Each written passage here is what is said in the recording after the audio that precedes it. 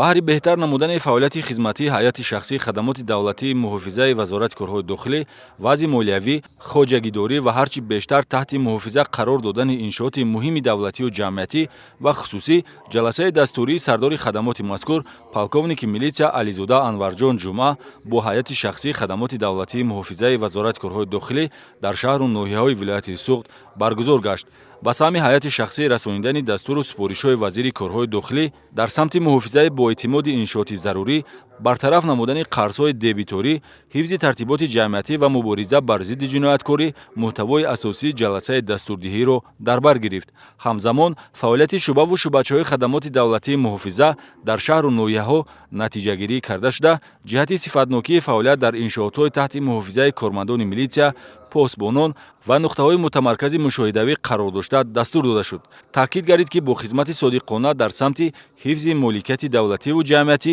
боварӣ ба хизматрасонии хадамоти давлатии муҳофизаи вазорати корҳои дохилӣ афзуда, ҷомеаро бо милитсия наздик месозад.